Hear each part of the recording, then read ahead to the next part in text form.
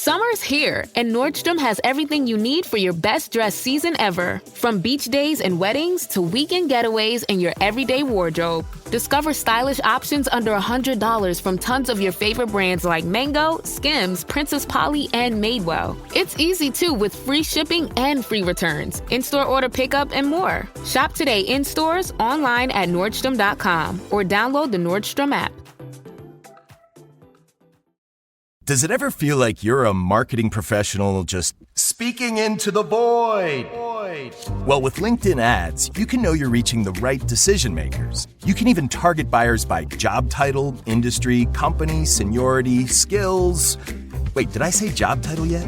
Get started today and see how you can avoid the void and reach the right buyers with LinkedIn ads. We'll even give you a $100 credit on your next campaign. Get started at linkedin.com/results. Terms and conditions apply. Okay, let's dive straight in. We want to get a handle on the job market landscape, thinking particularly about the US and Australia right now, sort of mid-2025. Yeah, absolutely. And the picture, well, it's often described as tight but optimistic. Inflation has definitely cooled off a bit, which helps. Right, that's the optimistic part. Exactly. But the high interest rates, they're still a really big factor hanging over everything. And that directly impacts companies, doesn't it? We're hearing profitability is the name of the game now, maybe more than just pure growth. That's spot on. With borrowing costs high, companies are laser focused on the bottom line. It means they have to prioritize profit, sometimes, over just expanding for expansion's sake. Okay, so for our listeners, maybe job seekers out there, what does that profitability focus feel like when they're applying for roles? It translates into caution. Hiring processes might feel slower, more deliberate. Companies are definitely more selective, maybe a bit risk-averse. Risk-averse? How so? Like only looking for the perfect unicorn candidate? Sort of, yeah. They're really scrutinizing whether a candidate is an immediate, obvious fit who can deliver value quickly. There's less room for maybe taking a chance on potential alone. And it seems like this is hitting experienced professionals particularly hard. Mid-managers, specialists, even execs. Why them specifically? Well, think about it. When rapid growth isn't the primary goal, you see fewer new senior roles being created.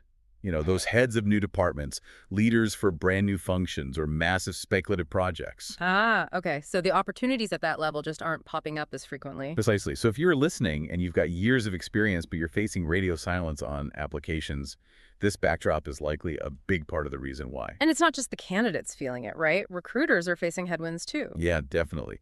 We're hearing that recruiters are struggling with getting final approvals, seeing roles suddenly put on pause or even canceled. It's tough across the board. But importantly, it's not a complete freeze. There are areas still hiring quite actively. Where should people be looking? Absolutely. One interesting area is the public sector.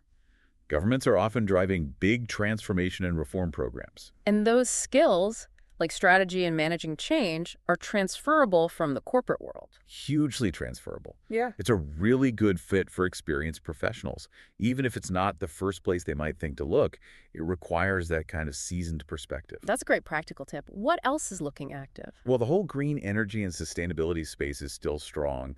Infrastructure projects linked to that too. That seems to have long-term momentum. Makes sense. Despite any political shifts, maybe. Right. And then you've got the perennials. Technology and AI are obviously huge drivers across industries.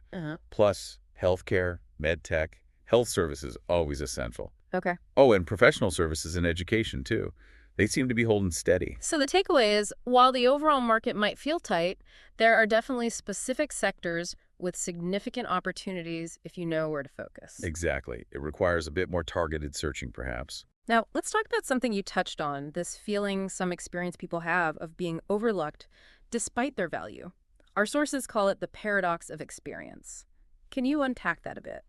Yeah, it's that really frustrating situation where you're highly capable, you have fantastic track record, years of value delivered, but you're just not getting the traction you expect in your job search. The interviews aren't landing. And a big part of this, apparently, is a skill that often isn't formally taught. How to actually sell yourself effectively in the market today. It's different from just being good at your job. Absolutely. You could be, a world-class engineer or marketer, but articulating that value on paper, on LinkedIn, in an interview, in a way that cuts through the noise that's a whole different skill set. Something they don't teach you, even in a master's program sometimes? Rarely. And this lack of, let's call it job search savvy, can lead to a really common mistake. Which is? Undervaluing yourself. Because roles seem scarce, experienced people sometimes start applying for positions they're clearly overqualified for. Ah, the better something than nothing approach. But that can backfire, can it? Definitely. For the candidate, it often leads to frustration, maybe feeling underutilized, loss of status or pay. And for the employer, managing someone who's overqualified and potentially bored or looking to leave soon, that's tricky too. So the message here is, if you're experienced and struggling, don't immediately assume it's you or your qualifications. It might be the technical side of your job search. Exactly. It often comes down to the practical execution. And our sources really hammer home two specific technical areas. First, the quality of the application itself, resume cover letter. Yeah, bluntly put, sometimes the application materials just aren't good enough. They don't showcase the value properly. And the second area? LinkedIn. Your profile needs to be sharp, up to date, and actively reflecting your expertise and career goals. Right, so these are things people can control and fix. They might be the actual barrier, not your underlying experience. Precisely. These technical aspects are often the gatekeepers to getting that first interview, regardless of how brilliant you actually are. They are fixable problems. Okay, another interesting point that came up was about assumptions. How we sometimes assume we won't fit into a certain company culture or team. Yeah. We can easily talk ourselves out of applying for something because we build up this idea in our head, oh, they're probably all young tech bros, or that place looks too corporate and stuffy for me. Without actually knowing if it's true. Exactly. We self-select out based on assumptions. So the advice is to flip that. Use the application, and especially the interview process, to find out what the culture is like. Yes. Treat the interview as a two-way street. It's your chance to suss them out just as much as they're sussing you out. Don't prejudge from the outside.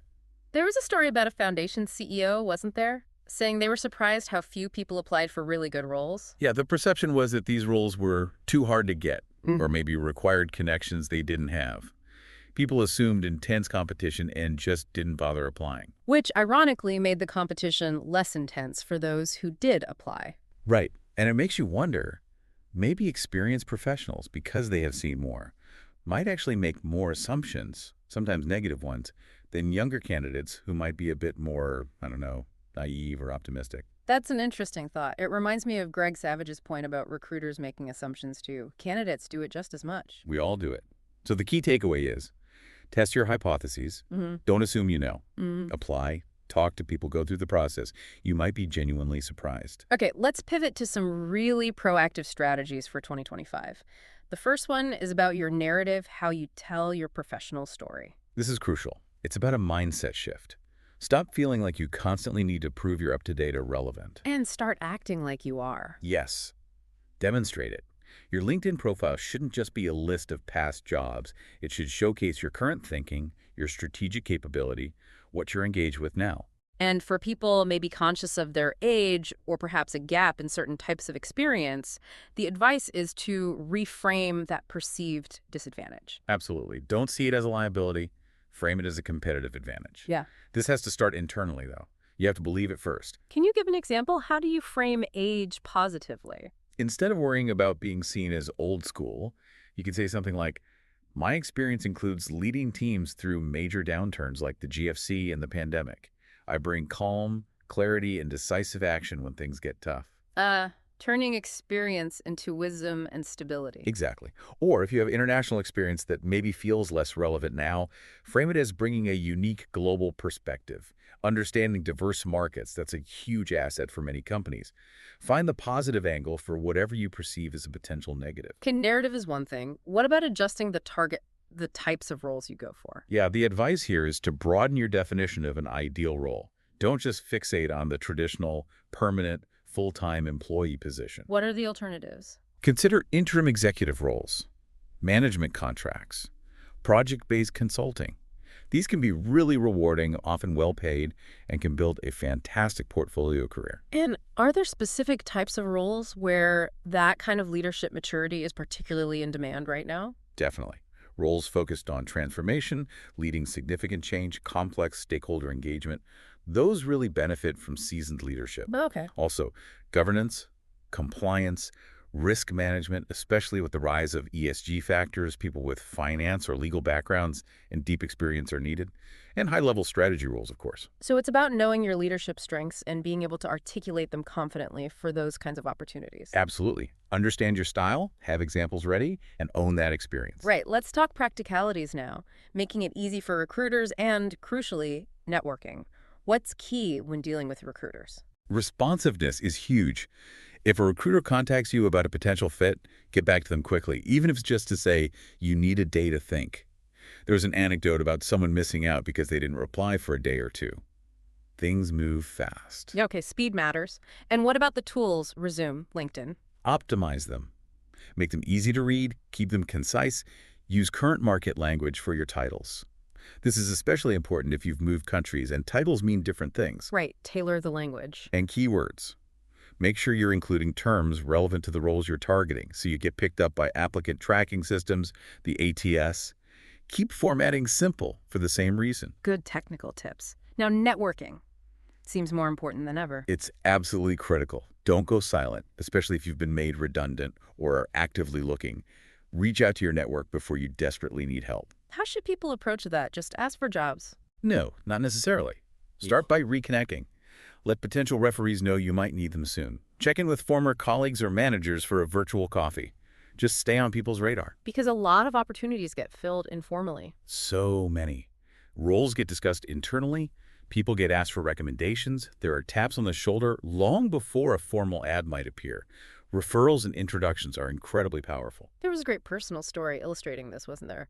About an unexpected opportunity during the pandemic. Yeah, an example where maintaining a connection with someone over years, just occasional check-ins, led directly to a significant role with Austrade that wasn't advertised.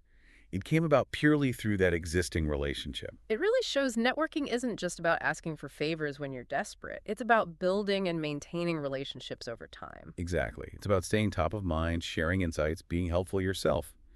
Then when opportunities arise, people think of you. Okay, last key area. Maintaining momentum and mindset. Job searching is hard work, especially with rejections. It really is. It takes discipline.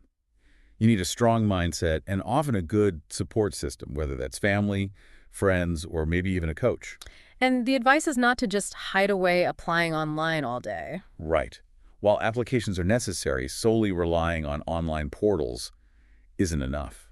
You need that networking, those conversations, that interaction. But the flip side is also true, isn't it? Just having coffees without a clear personal brand and solid documents won't cut it either. Exactly. You can't just network your way into a role if your resume is weak or your LinkedIn profile is bare. It's holistic. The applications, the networking, the personal branding, it all needs to work together. So bringing it all together, what's the final message for experienced professionals navigating this 2025 market? I think the most powerful message is you are not outdated, you are undermarketed.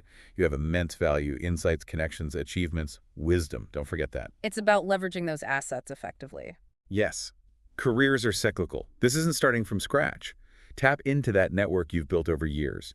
Understand your unique strengths and how they apply now. Acknowledge the market is different, but you have what it takes. Absolutely. Often the barriers are technical. The resume, the LinkedIn profile, the interview technique or tactical, like not targeting the right sectors or roles or not networking effectively. These are fixable issues. And perhaps challenge some internal mindset gremlins, thoughts of retirement, self-doubt. Definitely. Sometimes those feelings creep in, making you think maybe it is time to step back. But often that's driven by the job search frustration, not the reality of your capability or desire to contribute. So the final thought is really practical. Focus on the fixable technical stuff and get out there and actively engage your network. That's the core of it. Take control of what you can control, leverage your strengths, and tackle this market. If you can't pronounce it, why drink it? Other plant-based milks are loaded with gums, oils, and mystery ingredients. Malk keeps it simple. With simple ingredients you can count on one hand. No gums, oils, fillers, or anything else you can't pronounce. Visit malkorganics.com to find Malk near you. Taste the difference today. Strategically.